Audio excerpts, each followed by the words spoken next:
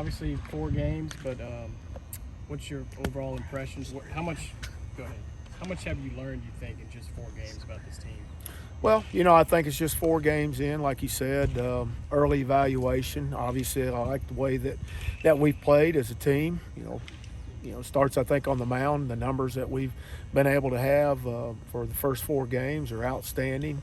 But behind that has been also some really solid defensive play by our guys that complements the good pitching. And it was good to see on Tuesday us to get off offensively, especially their scoring in the first inning on a couple of 2-out RBI situations. And we need to see more of that, and hopefully we will. But it doesn't get any easier as we got Big Ten Illinois coming into town.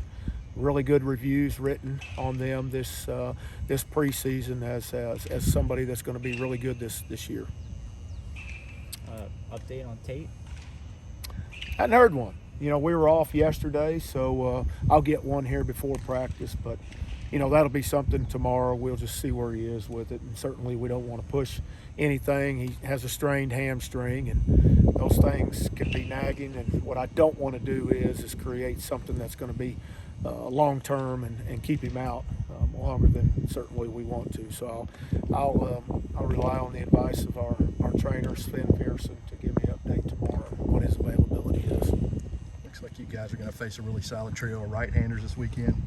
Yeah, 2 guys, 11 over 2, both of them strikeouts over walks. So looked like they had good outings in their first weekend and first appearances. So, of course, tomorrow night, whoever their Friday night guy is going to be no different than everybody else's. Everybody's got a Friday night, and it's always a challenge when you go out on Friday night. But we look forward to the challenge tomorrow against them.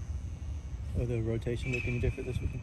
No, we'll stay the same. Tanner, Adams, and Mazza. Are there any other bullpen arms you're hoping to see this week?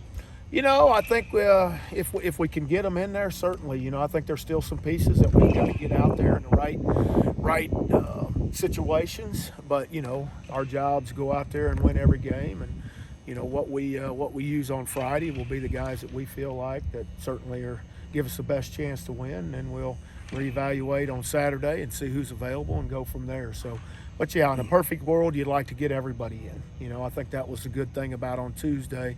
With a 12-0 victory, especially on the position player side, we were able to get several guys in that work hard just like everybody else. So that's good for chemistry. That's good for morale, obviously. And we know that not every game's going to be that way. It's not a perfect world where we have those situations. But we were able to get a couple of guys out there on Tuesday against New Orleans on the mound who performed very well. Kobe Allen and Monasterio both, I thought, threw really well.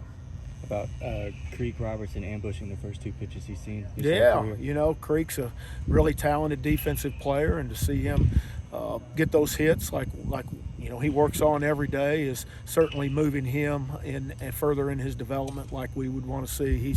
He's our utility guy, number 1 guy that we can use defensively for sure, but if we can get something out of him offensively, obviously that's an added plus.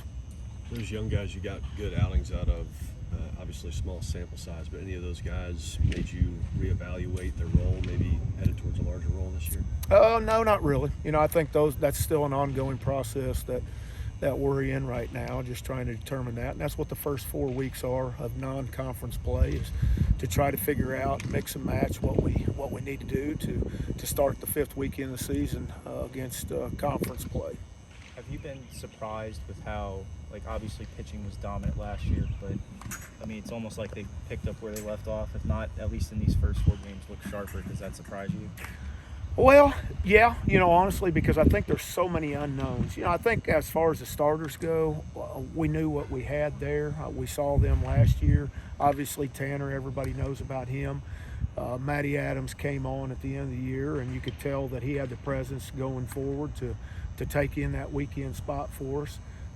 But losing 2 out of 3 weekend guys that could have, one of them that could have come back, that left an unknown in that variable. And Mazza was a guy that we groomed in the fall to get in that position, and I thought he responded really well. 5 1/3 innings on Sunday. So, but the bullpen pieces, you know, that's what we lost a lot of last year. We lost 5 guys to the draft that were all bullpen pieces that could have come back, you know, had they wanted to. But with that void and so late in the season, we really tried to fill in with some guys that we thought were people that would help us. We just didn't know how quickly that would come about. Do you see Billy Oldham as kind of a swing piece weekend to weekend? Yeah, I like him, man. He reminds me a lot of Hunter Riggins, in all honesty. You know, I thought, you know, what he threw the other day was the best that I've seen him throw.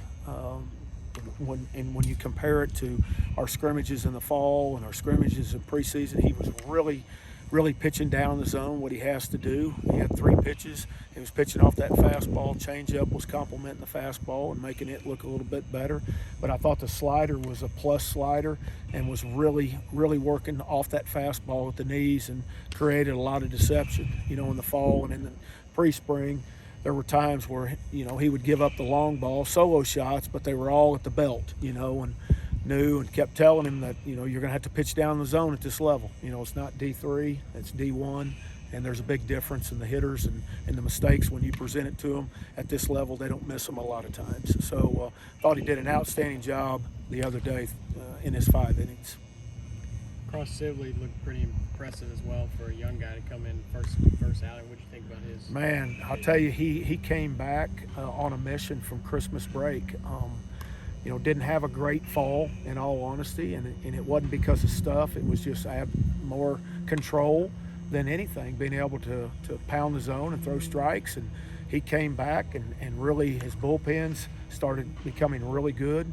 Oz kept telling me, Coach, you know, this kid may help us, man. He seems like he's getting better every time out. And then when we would put him in to face hitters, you know, in our scrimmages, he would answer that call too. So the other night when Oz, you know, approached me about putting him in, I said, absolutely. I mean, I don't think the kid's giving us any reason not to put him in. I mean, he's got my vote. I mean, based on what we evaluated to that point, and certainly he didn't disappoint as well, covering 4 innings, I think 8 strikeouts and 1 walk and 3 hits, no runs, and really just dominated a Liberty lineup that yesterday scored 8 runs against Duke, you know. So, you know, I thought obviously his outing and his first career win in his first outing in Division I baseball, you couldn't have written that script any better.